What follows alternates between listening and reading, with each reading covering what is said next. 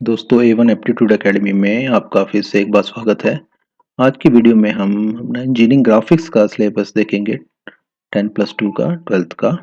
तो जैसा कि आपको पता है कि इस बार के आपके एग्ज़ाम जो है वो 2 टर्म्स में होने हैं, टर्म 1 एंड टर्म 2। तो आपका पूरा का पूरा जो सिलेबस है वो भी डिवाइडेड है 2 टर्म्स में। तो यहाँ पर अब हम इंजीनियरिंग ग्राफिक्स का सिलेबस देखने जा रहे हैं। तो आपका 70 मार्क्स का टोटल ये एग्ज़ाम रहता है, 30 मार्क्स का आपका प्रैक्टिकल रहता है।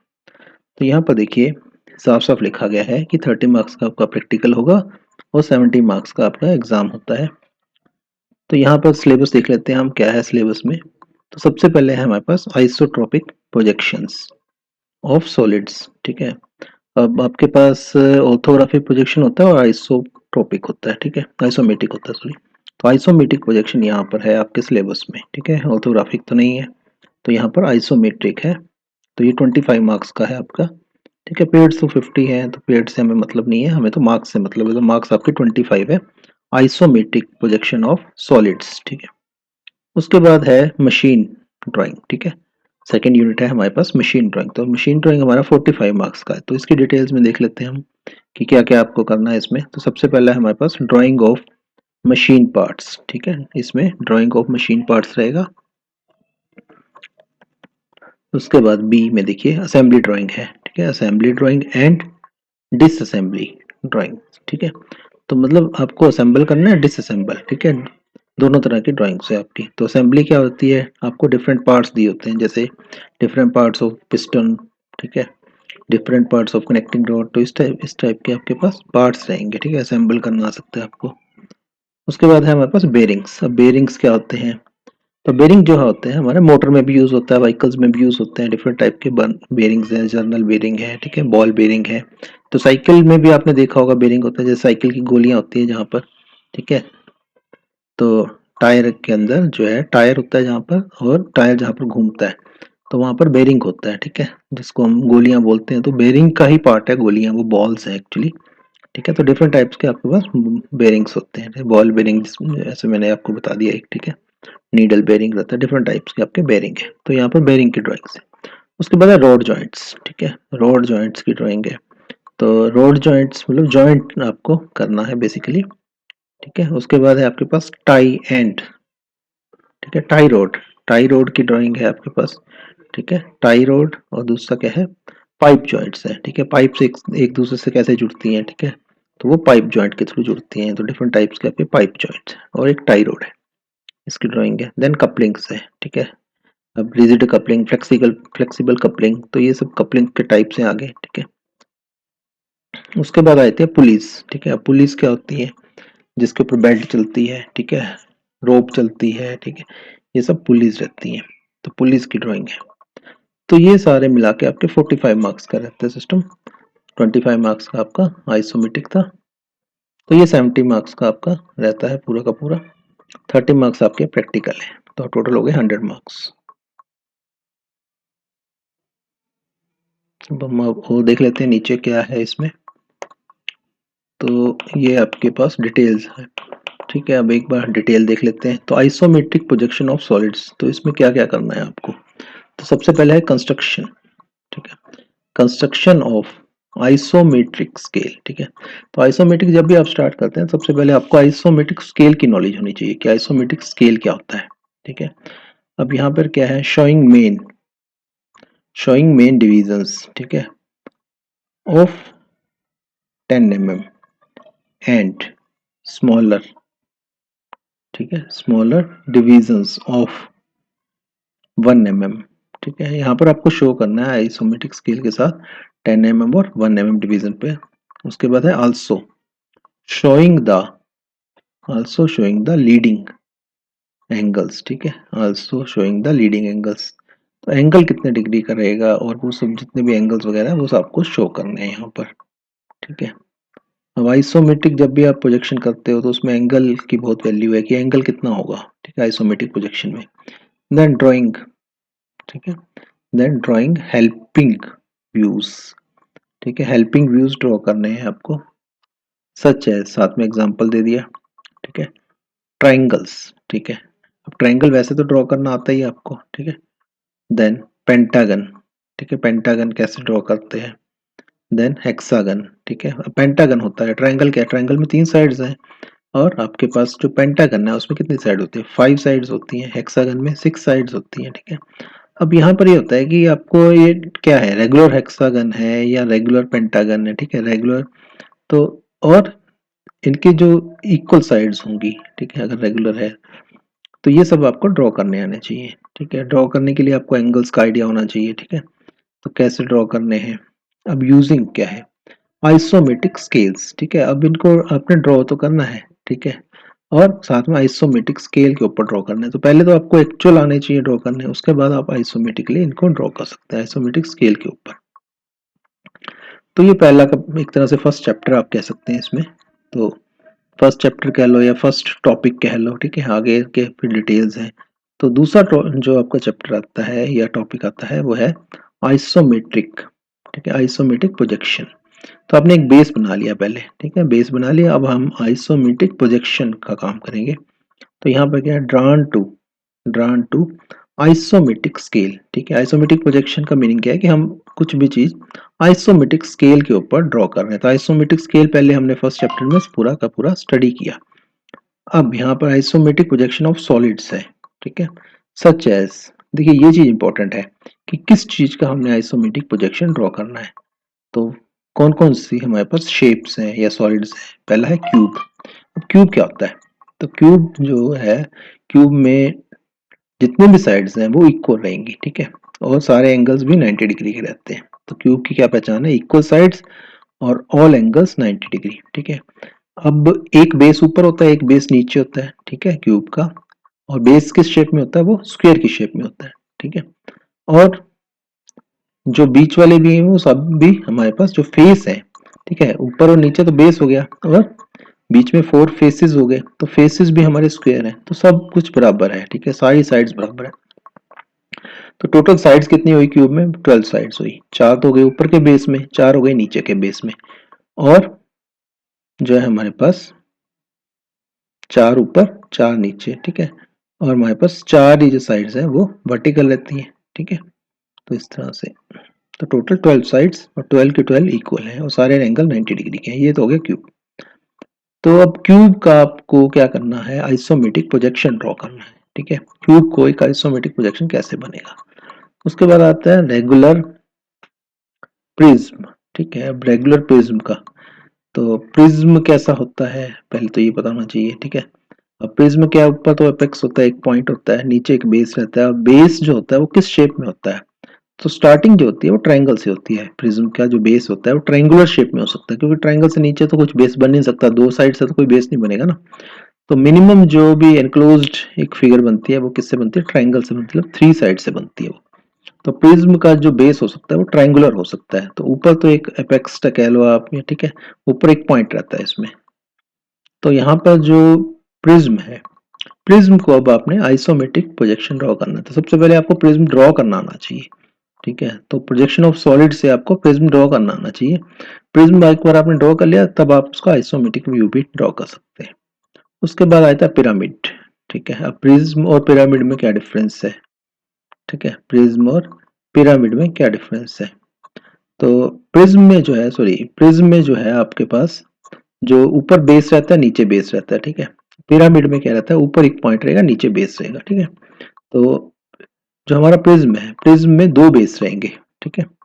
तो जो आपका क्यूब है, क्यूब भी एक तरह का प्रिज्म है, ठीक है, क्यूब भी एक तरह का प्रिज्म है, cube is a type of prism. और जो पिरामिड रहता है, पिरामिड में क्या रहेगा, ऊपर एक पॉइंट रहेगा, नीचे हमारा एक बेस रहेगा। तो यहाँ ट्रायंगुलर हो सकता है, जैसे मैंने बताया था, प्रिज्म भी मिनिमम जो है ट्रायंगुलर ही होता है, उससे कम तो हो ही नहीं सकता, मिनिमम 3 साइड्स चाहिए बेस बनाने के लिए। तो यहाँ पर जो है, अब पिरामिड के आगे, अब पिरामिड और प्रिज्म दोनों के टाइप्स हैं, ये ट्रायंगुलर हो गया, स्क्वायर हो सकता है, ठीक है, स्क्वायर के साथ रेक्टेंगुलर भी हो सकता है, ठीक है, यहाँ तो लिखा नहीं है, ये रेक्टेंगुलर हो सकता है, ठीक है। देन पेंटागनल हो सकता है, हेक्सागनल हो सकता है, ठीक है। तो आगे तो आप कितना भी ले जाओ। उसके बाद कोन आ गया, तो कोन जो है वो शेप अलग हो गई, ठीक है। यहाँ पर कोन जो है शेप, क्योंकि ब्रैकेट क्लोज हो गई, तो उसके बाद कोन आ गया। अब कोन कैसा होता है, कोन कैसा होता है, बर्थडे कैप जैसा होता है, ठीक है, कोन जो है। तो ऊपर तो एक पॉइंट रहता है बर्थडे कैप में, ठीक है, और नीचे क्या रहता है, ऊपर तो एपेक्स हो गया, ठीक है, टॉप मोस्ट पॉइंट, और नीचे की तरफ क्या रहेगा, कोन में यहाँ पर सर्कल रहेगा, ठीक है, नीचे जो बेस रहेगा वो सर्कुलर रहेगा, ठीक है। तो कोन बेसिकली पिरामिड जैसा ही है, लेकिन यहाँ पर फेसेस नहीं होंगे, ठीक है, कोन में फेसेस नहीं होंगे, क्योंकि कोन का जो बेस है वो क्या है, सर्कल है। उसके बाद सिलेंडर आ गया, तो सिलेंडर और प्रिज्म ये मिलता जुलती चीज है, ठीक है। डिफरेंस क्या है कि सिलेंडर में भी फेसेस नहीं होंगे और ऊपर नीचे का बेस जो है वो सर्कुलर होगा, ठीक है। देन स्फीयर, तो स्फीयर क्या है, स्फीयर हमारा जो हमारी बॉल है, ठीक है, वो स्फीयर है, ठीक है, गोला है, बॉल भी हमारी स्फीयर है। देन आता है हेमिस्फीयर, हेमिस्फीयर मतलब कटा हुआ स्फीयर, स्फीयर को अगर आप किसी पैरेलल प्लेन से काट दो, ठीक है, तो दो पार्ट्स में डिवाइड होता है, तो वो दोनों पार्ट्स क्या कहलाएंगे, हेमिस्फीयर कहलाएंगे। उसके बाद आता है फ्रस्टम, ठीक है। फ्रस्टम क्या है, फ्रस्टम जो है हमारा, जैसे हमने हेमिस्फीयर बनाया स्फीयर से, वैसे ही अगर हम कोन को काट दें, ठीक है, कोन को एक पैरेलल प्लेन से काट दें, तो जो नीचे वाला पार्ट रहेगा जिसमें एपेक्स नहीं होता, जिसमें बेस होता है, तो उसको बोलते हैं फ्रस्टम ऑफ ए कोन, ठीक है। फ्रस्टम ऑफ ए राइट, लिखा हुआ है frustum of right regular pyramid, ठीक है। अच्छा, यहाँ पिरामिड की बात हो रही है, तो हम पिरामिड का ले लेते हैं, कोई बात नहीं, ठीक है। तो पिरामिड का भी हम फ्रस्टम बना सकते हैं, पिरामिड को काट दो एक पैरेलल प्लेन से, ठीक है, पैरेलल टू बेस, ठीक है। उसके बाद आता है हमारे पास, अब यहाँ पर देखिए आगे टाइप्स हैं, ट्रायंगुलर हो सकता है ये फ्रस्टम, स्क्वायर हो सकता है, पेंटागनल हो सकता है, हेक्सागनल हो सकता है, ठीक है। और जो कोन है हमारा, ठीक है, cone when they are cut by a plane, ठीक है, कोन को भी हम कट कर सकते हैं पैरेलल टू द बेस, ठीक है। तो कोन का फ्रस्टम भी बना सकते हैं हम, जैसे पिरामिड का हमने फ्रस्टम बनाया।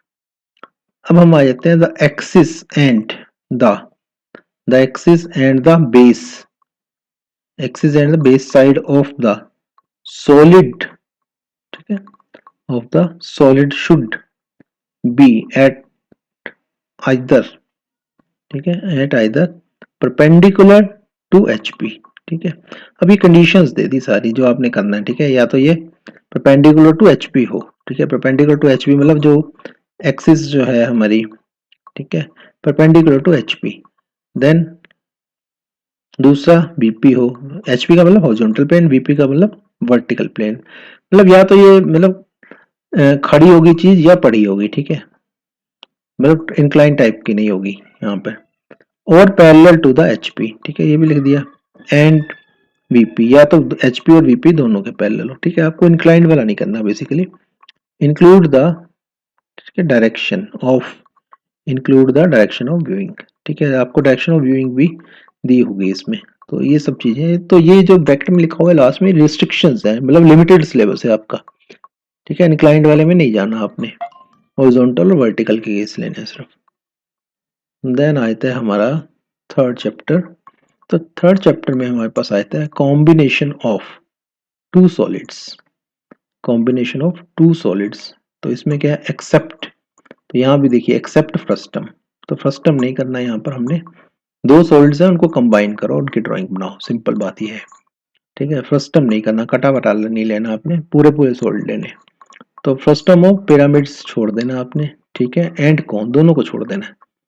अब keeping, keeping the base, keeping the base side parallel, base side parallel, ठीक है, बेस साइड को पैरेलल रखना है, और perpendicular to HP oblique BP, ठीक है। तो बेस या तो मतलब हॉरिजॉन्टल रहेगा, ठीक है, बिल्कुल हमारा ग्राउंड के ऊपर टाइप रहेगा, ठीक है, एचपी पर रहेगा, या फिर वो बीपी में रहेगा, तो इस तरह से। एंड प्लेस्ड, एंड प्लेस्ड सेंटरली, ठीक है, प्लेस सेंटरली टुगेदर, ठीक है, तो सेंटर टू सेंटर वो इकट्ठे रहेंगे। Axis of both the solids should, ठीक है, not be should not be given parallel to HP, ठीक है। तो दोनों की जो जो दो आपके पास वो है ना सॉलिड्स, दोनों के एक्सिस जो पैरेलल टू एचपी ना हो, ठीक है, ये भी ध्यान रखना है, दोनों की जो एक्सिस है वो पैरेलल टू एचपी ना हो। तो इस तरह से कंबाइन करना है। तो बेसिकली यहाँ पर क्या है कि दो सॉलिड्स को कंबाइन करने वाले क्वेश्चंस आ गए आपके, ठीक है। अब यहाँ पे कुछ नोट्स दिए हुए हैं नीचे, नोट नंबर 1, क्वेश्चन ऑन, ठीक है, question on frustum, will be asked in, ठीक है, वर्टिकल पोजीशन ओनली, ठीक है। अगर फर्स्ट नंबर का क्वेश्चन आएगा तो सिर्फ वो वर्टिकल पोजीशन वाला आएगा, ठीक है। उसके बाद दूसरा क्या है, हिडन लाइंस, ठीक है। Hidden lines are not required in isometric projection, ठीक है। तो आइसोमेट्रिक प्रोजेक्शन में आपको हिडन लाइंस दिखाने की जरूरत नहीं है। तो ये हो गया आपकी बात। अब हम आए थे यूनिट नंबर सेकंड, ठीक है। तो फर्स्ट यूनिट कंप्लीट हो गया आपका। तो यूनिट नंबर सेकंड में हमारे पास मशीन ड्राइंग था। तो machine drawing as per the, ठीक है। अब यहाँ पर ये कोडिंग दे दी गई है कि किस कोड के अकॉर्डिंगली आपने करना है, SP46, ठीक है, 2003। इसको फॉलो करते हुए आपको मशीन ड्राइंग करनी है। तो सबसे पहले है ड्राइंग ऑफ मशीन पार्ट्स, ठीक है, drying of machine parts, basically यही सब कुछ है इसमें। तो यहाँ पर चैप्टर नंबर 1 देख लेते हैं दोबारा से क्या है, ठीक है। जहाँ मन लिखा है हम उसको सोचेंगे चैप्टर नंबर 1 ही है ये, ठीक है, क्योंकि काफी लंबा लंबा है तो इसको चैप्टर का नाम ही देते हैं। तो ड्राइंग टू, ठीक है, drawing to full size scale with, ठीक है, इंस्ट्रूमेंट्स। तो आपको जो डायमेंशंस दी होगी, ठीक है, वो ऐसे ही दी होगी कि आपकी ड्राइंग शीट के ऊपर पूरी आ जाए, ठीक है। तो इसका मीनिंग ये है कि आपको फुल साइज में करना है। जैसे आपको मान लीजिए 10 सेंटीमीटर दिया हुआ है तो आपको ड्रॉ भी 10 सेंटीमीटर ही करना है, ठीक है। आपको स्केल को रिड्यूस नहीं करना है, ठीक है, क्योंकि आपको डायमेंशंस पहले से ही रिड्यूस्ड मिलेंगी, ठीक है। एक्चुअल डायमेंशंस तो मिलेंगी नहीं, रिड्यूस्ड डायमेंशन ही मिलेंगी आपको, ठीक है। उसके बाद है इंटरनल चॉइस, ठीक है। Internal choice will be given between any two of the following, ठीक है। इन दो में से आपको एक करना होगा, तो ठीक है, इस तरह की इंटरनल चॉइस मिलेगी। तो अब देख लेते हैं हम टॉपिक कौन कौन से हैं। सबसे पहले इंट्रोडक्शन टू थ्रेड्स, ठीक है। सबसे पहले आपको थ्रेड्स समझनी है, ठीक है। थ्रेड्स क्या होती हैं? थ्रेड होती है चूड़ी, ठीक है। चूड़ी बोलते हैं हम हिंदी में, हिंदी में तो चूड़ी क्या बोलेंगे, ठीक है। तो चूड़ी मीन्स क्या है, जो आपकी जैसे पाइप है, ठीक है, या फिर आपका नट है, बोल्ट है, तो इनके ऊपर चूड़ियां होती हैं, ठीक है। तो ये क्या है, थ्रेड्स हैं, ठीक है, जिससे हम नट और बोल्ट को जोड़ सकते हैं, ठीक है। तो कंटिन्यूस हेलिक्स टाइप का रहता है सिस्टम, ठीक है। तो नट के अंदर थ्रेड रहती है, बोल्ट के ऊपर रहती है, ठीक है। तो आपने स्क्रूज देखे होंगे, स्क्रूज में भी थ्रेड्स रहती हैं जैसे, ठीक है। तो पेचकस होता है जैसे, तो पेचकस से हम कसते हैं किसी चीज को, ठीक है। तो कैसे कसा जाता है, क्योंकि ऊपर एक्सटर्नल थ्रेड्स रहती हैं, ठीक है। अब आते हैं हमारे पास स्टैंडर्ड प्रोफाइल्स ऑफ स्क्रू, ठीक है, थ्रेड्स। अब जो स्क्रू थ्रेड्स का स्टैंडर्ड प्रोफाइल कौन कौन से, कितने टाइप्स की थ्रेड्स रहती हैं, ठीक है। तो यहाँ पर जो आपके सिलेबस में थ्रेड्स हैं वही देख रहे हैं हम। तो सबसे पहले है स्क्वायर थ्रेड, ठीक है, स्क्वायर थ्रेड। उसके बाद है हमारे पास नकल थ्रेड, ठीक है, स्क्वायर थ्रेड, नकल थ्रेड, ये दूसरी हो गई। Then BSW, British standard Whitworth, ठीक है। तो ये थ्रेड हो गई तीसरी तरह की। देन मीट्रिक, ठीक है, मीट्रिक एक्सटर्नल एंड इंटरनल, ठीक है। तो आपको यहाँ पर एक्सटर्नल इंटरनल दोनों तरह के प्रोफाइल बनाने हैं। देन बोल्ट्स, अब बोल्ट्स के ऊपर जो थ्रेड रहेंगी वो कैसी रहेंगी, ऊपर की रहेंगी, ठीक है, बाहर की एक्सटर्नल थ्रेड्स रहेंगी। और नट में क्या होता है, इंटरनल रहती है। तो बोल्ट में आपका जैसे स्क्वायर बोल्ट है, ठीक है, आपको स्क्वायर बोल्ट बनाना है। तो स्क्वायर बोल्ट का मीनिंग ये है कि उसका जो हेड होगा वो स्क्वायर होगा, स्क्वायर शेप में होगा, ठीक है। और उसके बाद हेक्सागोनल है, तो हेक्सागोनल में हेक्सागोनल हेड होगा। देन हमारे पास टी, ठीक है, और हमारे पास दूसरा क्या है, हुक है, टी एंड हुक, ठीक है। तो इस टाइप का, तो ये आपको बोल्ट बनाने हैं। उसके बाद नट बनाने हैं आपको, ठीक है। तो नट में भी स्क्वायर नट है जैसे, तो स्क्वायर नट मतलब स्क्वायर शेप में होगा। तो नट में तो इंटरनल थ्रेड्स रहती हैं। तो आप एक बार चेक कर सकते हैं नट होता कैसा है, ठीक है। तो नट और बोल्ट की पहचान होनी चाहिए आपको, जब देखने से आपको आइडिया लगेगा कि थ्रेड का काम क्या है, ठीक है, हेड क्या होता है उसके अंदर, ठीक है। उसके बाद है हेक्सागोनल नट, ठीक है, हेक्सागोनल मतलब हेक्सागन शेप में होगा। अब इनको जब आप ड्रॉ करते हो तो देखिए, स्क्वायर बनाना तो बहुत आसान है। अब हेक्सागोनल नट बनाने के लिए हेक्सागन बनाना आना चाहिए। तो ऊपर हमने हेक्सागन बनाना सीखा आइसोमेट्रिक प्रोजेक्शन में, ठीक है। तो वहां पर हेक्सागन का आइसोमेट्रिक प्रोजेक्शन था, लेकिन उससे पहले हेक्सागन तो बनाना आना चाहिए ना आपको। तो यहाँ पर पहले हेक्सागन बनाओगे, उसके बाद हेक्सागोनल नट बना पाओगे आप। उसके बाद आता है प्लेन वॉशर, ठीक है। प्लेन वॉशर कैसी होती है, ठीक है। तो प्लेन वॉशर कहाँ लगती है, प्लेन वॉशर लगती है जब भी आप नट लगाते हो बोल्ट के ऊपर, ठीक है। तो पहले वॉशर डालते हो फिर उसके ऊपर नट टाइट कर देते हो, तो उससे क्या रहता है कि आपका जो नट है, ठीक है, वॉशर की वजह से वो खुलेगा नहीं आसानी से। वॉशर क्या करती है, वॉशर लॉक रखती है नट को बोल्ट के ऊपर, ठीक है, खुलने नहीं देती वो। तो वॉशर्स कई तरह की होती हैं, तो उनमें से जो एक वॉशर है वो प्लेन वॉशर है, ठीक है। उसके बाद आता है दूसरा बात, combination of nut and bolt with, ठीक है, विद और विदाउट वॉशर, ठीक है। तो ये असेंबली टाइप का हो गया, ठीक है, नट बोल्ट असेंबली। तो नट बोल्ट के ऊपर नट को लगा देना है, ठीक है। तो दो तरह की बनानी है इसमें, एक विद वॉशर, एक दूसरी विदाउट वॉशर, ठीक है। तो इस तरह का आपको बनाना है। तो ये असेंबली टाइप का हो गया, ठीक है। अब इसमें टू पार्ट्स टुगेदर, तो दो पार्ट्स आपको दो इकट्ठे दिखाने हैं, assemblies two part, assembling two parts together, ठीक है। देन सिंगल रिवेटेड, अब रिवेट्स आ गई यहाँ से देखिए। तो ये चैप्टर एक तरह से यहाँ पे वैसे अलग से है, पहले तो आपका पहले थ्रेड से स्टार्ट किया, ठीक है, तीसरा चैप्टर हो गया एक तरह से आपका। एक तो आपका थ्रेड प्रोफाइल का पूरा चैप्टर बनता है, दूसरा हमारे पास नट बोल्ट वॉशर का, ठीक है, इनकी असेंबली एक चैप्टर बनता है, और तीसरा होता है रिवेटेड जॉइंट। तो यहाँ पर जो स्टार्ट हो गया हमारा, ये रिवेटेड जॉइंट स्टार्ट हो गया, ठीक है। एक ही चैप्टर में 3 चैप्टर घुसा रखे हैं यहाँ पर। तो रिवेट्स क्योंकि ये अलग अलग है, ये है तो सारे जॉइंट्स, ठीक है, लेकिन इनका कॉन्सेप्ट बिल्कुल अलग अलग है, ठीक है। आप नट बोल्ट असेंबली को थोड़ा सा उसके साथ थ्रेड के साथ वो कर सकते हैं कि पहले थ्रेड सीख लो फिर नट बोल्ट असेंबली सीख लो, लेकिन रिवेट्स तो बिल्कुल ही डिफरेंट है, ठीक है। तो यहाँ पर जो रिवेट्स है, रिवेट्स का काम क्या होता है, देखिए रिवेट्स जो है हमारी जो भी शीट्स होती हैं, ठीक है, लोहे की शीट है जैसे, इनको जोड़ने में काम आती है, ठीक है। सेमी परमानेंट जॉइंट होता है ये, सेमी परमानेंट। तो जॉइंट्स भी 3 तरह के हैं, एक परमानेंट जॉइंट, एक सेमी परमानेंट, और तीसरा हमारे पास जो होता है टेम्परेरी जॉइंट होता है। तो जैसे ये नट बोल्ट असेंबली ये टेम्परेरी जॉइंट में आता है, वेल्डिंग जॉइंट जितने भी होते हैं ये हमारे परमानेंट जॉइंट है। रिवेटेड को हम सेमी परमानेंट जॉइंट में कहते हैं, ठीक है।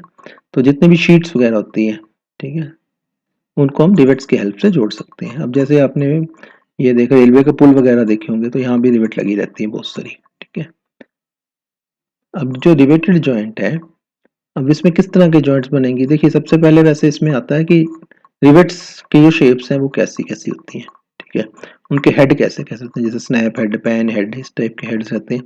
उसके बाद जॉइंट्स पे आते हैं हम, सिंगल रिवेटेड लैप जॉइंट, ठीक है। लैप का मतलब ओवरलैपिंग होगी, दो शीट्स की ओवरलैपिंग करवाई और रिवेट लगा दी उसमें, उसको बोलेंगे हम सिंगल रिवेटेड लैप जॉइंट्स, ठीक है। एक ही ओवरलैपिंग होगी इसमें। अब विद क्या लिखा हुआ है, विद स्टैंडर्ड डायमेंशन। तो आपके सिलेबस में बहुत आसान काम किया है इसने कि एक ही आपको काम करना है, ठीक है। तो उसमें क्या है आपके पास सिंगल रिवेटेड लैप जॉइंट, ठीक है। तो आपको ना तो कोई हेड करने हैं, सिर्फ एक सिंगल रिवेटेड लैप जॉइंट करना है, ठीक है। तो इसमें हमारा फ्रंट व्यू और टॉप व्यू बनता है इसका सिंगल रिवेटेड लैप जॉइंट का। तो अगर आप कुछ और नहीं करना चाहते, सबसे इजी तो यही है आपका सिंगल रिवेटेड लैप जॉइंट, ठीक है। अकेला टॉपिक है, आने के चांसेस होते हैं। उसके बाद आते हैं हमारे पास free hand sketches, free hand sketches. तो फ्री हैंड स्केचेस का मतलब ये है कि आपने कोई भी इंस्ट्रूमेंट यूज नहीं करना, ठीक है, आपको स्केच की तरह से ड्राइंग करनी है। तो यहाँ पर देखिए internal choice will be given, यहाँ भी इंटरनल चॉइस दी होगी, ठीक है। जो भी करना होगा आपको दो में से एक टाइप का करना होगा, ठीक है, do one out of two, ठीक है।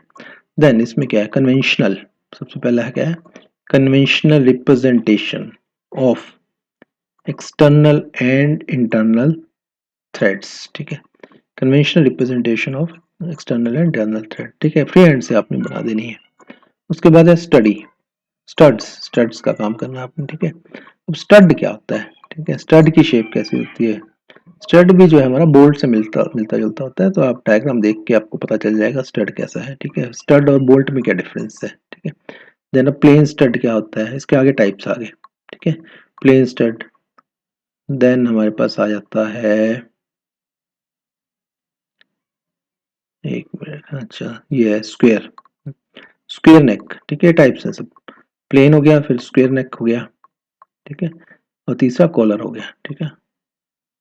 तो ये 3 तरह के हमारे पास आ गई है स्टड्स। देन आ गया स्क्वायर वर्सेस राउंड हेड, ठीक है, square versus round head. Then आ गया हमारे पास चीज हेड, देन 90 डिग्री फ्लैट, ठीक है 90 डिग्री फ्लैट, देन हो गया counter 90 degree flat counter, countersunk head, ठीक है ये सारे चले जा रहे हैं, ये सब टाइप्स चल रहे हैं। Then hexagonal, hexagonal socket head, ठीक है तो ये सारे हेड के टाइप्स हैं। देन हमारे पास है ग्रब स्क्रू, ग्रब स्क्रू, ठीक है तो ये सारी चीजें, ये हेड्स के कैसे कैसे होते हैं, देखिए हेड का जो नाम है ना उसी की शेप है, ठीक है जैसे जैसा नाम वैसी वैसी शेप। अच्छा ये ग्रब स्क्रू, ये एक स्पेशल टाइप का स्क्रू रहता है, ठीक है स्पेशल टाइप का एक स्क्रू है, इसका नाम है ग्रब स्क्रू। देन आता है types of rivets, types of rivets. तो रिवेट्स के टाइप्स कैसे हैं, जैसे मैंने ऊपर बताया था आपको वो चीज़ यहाँ पर आई है, देखिए फ्री हैंड स्केचिंग में डाल दी गई है। तो रिवेट्स के भी हेड होते हैं, जैसे मैं बताया था स्नैप हेड, ठीक है यहाँ पर आ गया स्नैप हेड, पेन हेड आ गया, ठीक है पेन हेड आ गया। उसके बाद है विदाउट टेपर्ड नेक, ठीक है then flat head and 60 degree countersunk flat head, ठीक है। Then types of sunk keys, अब देखिए यहाँ से अलग टॉपिक स्टार्ट हो गया, रिविट्स के बाद कीज पे आ गए हम। अब की का काम क्या होता है, देखिए तो की का काम क्या है, वो हमारा जो शाफ्ट है, ठीक है तो शाफ्ट के ऊपर हमारी कपलिंग लगती है, शाफ्ट के ऊपर कपलिंग लगती है, ठीक है तो की क्या करती है, लॉक कर देती है कपलिंग को शाफ्ट के साथ। अगर की ना हो, ठीक है तो कपलिंग फिसल सकती है, ठीक है स्लिप मार सकती है शाफ्ट के साथ। तो की क्या है, लॉकिंग डिवाइस है, ठीक है जो हमारी शाफ्ट को मूव नहीं करने देती, लॉक कर देती है हमारी कपलिंग और शाफ्ट को आपस में, ठीक है तो की का आधा पार्ट जो है वो कपलिंग में जाता है, आधा पार्ट शाफ्ट के ऊपर रहता है, ठीक है तो की मतलब दोनों में रहती है, आधा पार्ट शाफ्ट में, थिकनेस का आधा पार्ट शाफ्ट में और आधा पार्ट हमारा कपलिंग के अंदर। तो इस तरह से अब हमारे शेप्स कौन कौन सी होती है, तो देखिए रेक्टेंगुलर की है, ठीक है रेक्टेंगुलर की है, रेक्टेंगुलर टेपर, ठीक है देन वुड रफ की बोलते हैं दूसरी हमारे। Then double head feather, double head feather key, ठीक है with gib head, with gib head on both ends. तो इस तरह के टाइप्स ऑफ कीज है सारी की सारी। अब नीचे देखिए नोट में कुछ लिखा हुआ है, above in the above mentioned machine parts, in the above mentioned machine parts, freehand sketches, freehand sketches in position, in position shall not be asked, ठीक है तो इस तरह से है, ये साथ में नोट भी दे दिया गया है। उसके बाद आता है बी, देखिए बी में क्या लिखा है, assembly drawing and, assembly drawing and disassembly drawings, assembly और डिसअसेंबली दोनों करनी है हमने, ठीक है। Internal choice will be given, यहाँ भी internal choice between assembly drawing and disassembly drawing, ठीक है इंटरनल चॉइस आ गई आपके पास इसमें। तो यहाँ पर देखिए असेंबली डिसअसेंबली में क्या है, इन ऑल असेंबली ड्राइंग्स, ठीक है half sectional, half sectional front view will be asked, half sectional front view में ही बनानी है आपने। अब सेक्शन क्या होता है, देखिए फुल सेक्शन और हाफ सेक्शन, ये पहले आइडिया होना चाहिए, ठीक है तभी आप बना पाएंगे, ठीक है सेक्शनल व्यूज कैसे होते हैं, जब तक आप सेक्शनल व्यू का आइडिया नहीं होगा तब तक आप ये नहीं बनाएंगे। एक तो फुल सेक्शन होता है, एक हाफ सेक्शन होता है, तो यहाँ पर जो भी काम है वो हाफ सेक्शनल में काम करना है आपने। देन साइड, ठीक है side oblique and, side oblique and view, ठीक है और टॉप व्यू, ठीक है टॉप व्यू को हम प्लान भी बोलते हैं और जो फ्रंट व्यू होता है उसको एलिवेशन भी बोलते हैं, ठीक है तो टॉप व्यू ऑब्लिक प्लान डाल दिया यहाँ पर। Then will be drawn without, ठीक है विदाउट सेक्शन, तो कुछ तो सेक्शन में बनाना है हाफ सेक्शन में और कुछ हमारा विदाउट सेक्शन बनाना है, ठीक है। उसके बाद है in all the disassembly drawings, ठीक है अब डिसअसेंबली ड्राइंग में क्या करना है, ओनली टू, ओनली टू, ठीक है orthographic views, orthographic views one of, one of the two, one of the two views may be, ठीक है, हाफ इन सच, ठीक है, मे बी हाफ इन, यहाँ पर सेक्शन है, ये सच नहीं है, हाफ इन सेक्शन है, ये कट गया है, SECTION सेक्शन, ठीक है, एक उसमें से हाफ इन सेक्शन हो सकता है और फुल इन सेक्शन हो सकता है, ठीक है। तो एक तो हमारा मतलब हाफ सेक्शनल या फुल सेक्शनल व्यू हो सकता है, ठीक है, ऑफ एनी टू, ठीक है, parts of any two parts. तो मोटी मोटी बात यह है कि आपको असेंबली को दो पार्ट्स में डिवाइड करना है, ठीक है। दो पार्ट्स में डिवाइड करने के बाद उनके जो व्यूज बनाने हैं वो फ्रंट व्यू और टॉप व्यू बनाने हैं, ठीक है। उसमें से सेक्शनल बना लो, हाफ सेक्शनल बना लो, एक व्यू, ठीक है, इस टाइप का। उसके बाद थर्ड ए में क्या आ गया हमारे पास, इन ऑल सेक्शनल व्यूज, सभी सेक्शनल व्यूज में क्या करना है हमने, हिडन लाइंस। देखिए आपको पता है हिडन लाइंस होती हैं, ठीक है, जो पार्ट्स दिखाई नहीं देते हैं उसके लिए हम हिडन लाइन बनाते हैं। तो edges are not to be shown, ठीक है, ये सब नहीं दिखाने आपको। उसके बाद बी में क्या है, इन ऑल फुल व्यूज, ठीक है, in all full views hidden, ठीक है, hidden oblique edges are to be shown, यहाँ दिखाने हैं हमको एजेस, ठीक है। अब नीचे देखिए वन क्या है, देन बेरिंग्स पे आ गया, ठीक है। अब मैंने बताया था बेरिंग क्या होता है, ठीक है, मोटर में होता है, पंखे में होता है, ठीक है, जहां भी मोटर्स होती है वहां बेरिंग होता ही होता है, ठीक है। अब बेरिंग कौन कौन से हैं, ठीक है, बेरिंग का तो पता चल गया बेरिंग क्या होता है, ठीक है। बेरिंग में inner race, outer race, balls, cage, ये सब चीजें होती हैं, ठीक है। जर्नल बेरिंग होता है, टाइप्स ऑफ बेरिंग बहुत सारे हैं, ठीक है। तो यहाँ पर देखिए ओपन बेरिंग जो आपके काम के हैं वो है ओपन बेरिंग, पहला है ओपन बेरिंग, दूसरा है बुश बेरिंग, ठीक है, ओपन बेरिंग और बुश बेरिंग। दूसरा देखिए, दूसरे में क्या है, ये तो बेरिंग के दो तरह के अपने टाइप्स कर लेने हैं, ओपन बेरिंग और बुश बेरिंग। उसके बाद आता है रोड जॉइंट। रोड जॉइंट कौन कौन से करने हैं हमने, तो फर्स्ट जो रोड जॉइंट है उसमें क्या है, क्वार्टर क्वार्टर जॉइंट, ठीक है। अब क्वार्टर कैसा होता है, ठीक है, क्वार्टर जॉइंट किसके लिए बनाने हैं, फॉर सर्कुलर रोड्स, मतलब दो सर्कुलर रोड्स को आपस में एक दूसरे से जोड़ना है तो उसके लिए क्वार्टर जॉइंट लगाना है हमने, ठीक है। तो उसमें क्या है, सॉकेट एंड स्पाइगॉट, ठीक है, सॉकेट एंड स्पाइगॉट जॉइंट, ये कॉमन सा जॉइंट है, ठीक है। तो ये आगे टाइप है क्वार्टर जॉइंट का, तो बेसिकली आपको ये वाला करना है। उसके बाद सेकंड में देखते हैं, फिर क्वार्टर जॉइंट आ गया, फिर क्या है, राउंड रोड्स के लिए, ठीक है। ऊपर क्या था हमारे पास, फॉर सर्कुलर रोड्स, तो यहाँ पर सर्कुलर रोड, यहाँ पर राउंड रोड लिखा है। तो यहाँ पर क्या है हमारे पास, स्लीव एंड क्वार्टर जॉइंट, ये वाला करना है आपको, स्लीव। तो बेसिकली आपको करना क्या है, ऊपर वाला पहला क्या है हमारे पास, स्पाइगोट वाला, सॉकेट एंड स्पाइगोट। दूसरा क्या है, स्लीव एंड क्वार्टर जॉइंट है, ठीक है। तो दूसरा हो गया। तीसरा क्वार्टर जॉइंट कौन सा है, क्वार्टर जॉइंट फोर हमारे पास स्क्वायर रोड्स, ठीक है। अब क्रॉस सेक्शन कैसा होगा, स्क्वायर होगा यहाँ पर, तो इसके लिए ये GIB, ठीक है, एंड क्वार्टर जॉइंट, तो इस टाइप का जॉइंट, ये तीन क्वार्टर जॉइंट आपको करने हैं। तो आपका क्वेश्चन जो है नाम से आ सकता है या फिर फंक्शन से आ सकता है, इनका काम से, ठीक है। तो थर्ड में आ जाते हैं हम। थर्ड में देखिए क्या है, थर्ड में है tie road and pipe joint. तो टाई रोड और पाइप जॉइंट है यहाँ पर। तो सबसे पहला है हमारे पास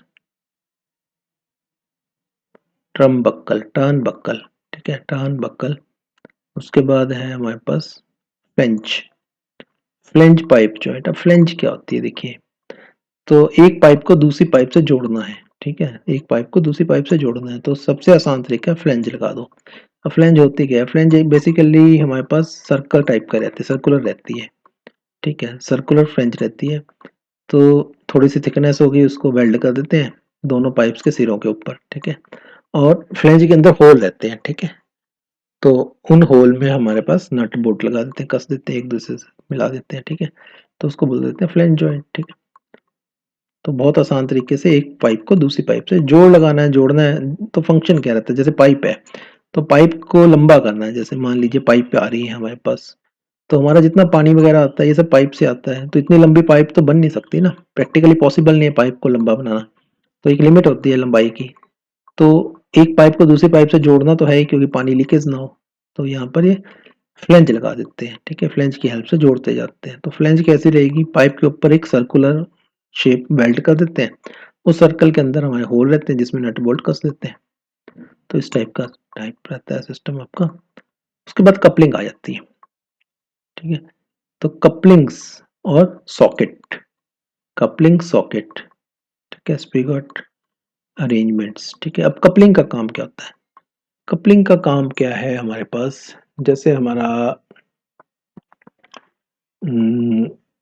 मोटर है, ठीक है, मोटर से गियर बॉक्स मान लो, ठीक है, इंडस्ट्री में मोटर से गियर बॉक्स है, ठीक है, पावर ट्रांसमिट करनी है एक जगह से दूसरी जगह, ठीक है।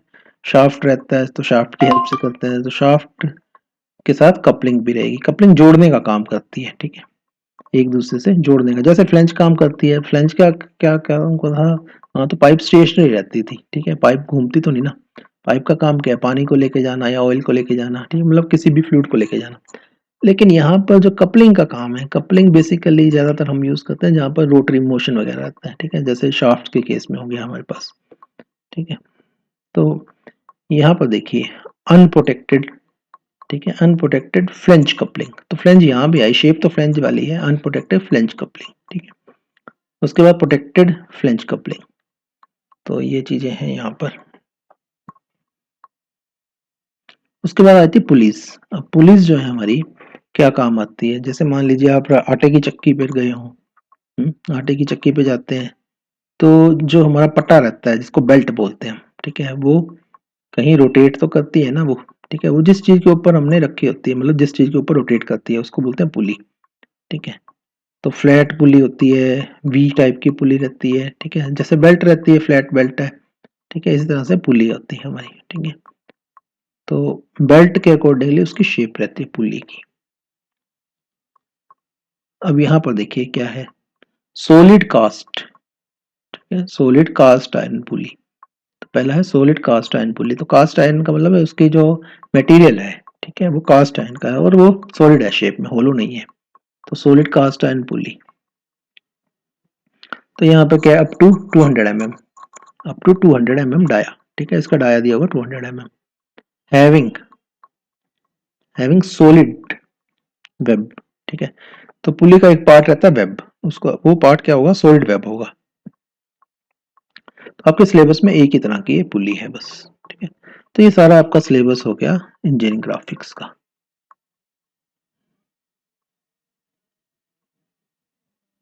तो आपको कैसे स्टडी करना है, ठीक है, डिफरेंट टाइप के जो आपके सब्जेक्ट, डिफरेंट सब्जेक्ट्स हैं जो भी आपने ऑप्ट किए, कुछ तो कंपलसरी होंगे आपके, ठीक है, कुछ आपके ऑप्शनल वगैरह रहते हैं, तो पूरी आपको एक लिस्ट दे दी गई है डिस्क्रिप्शन बॉक्स में, आपको बुक्स की लिस्ट है, ठीक है, आप चेकआउट कर सकते हैं।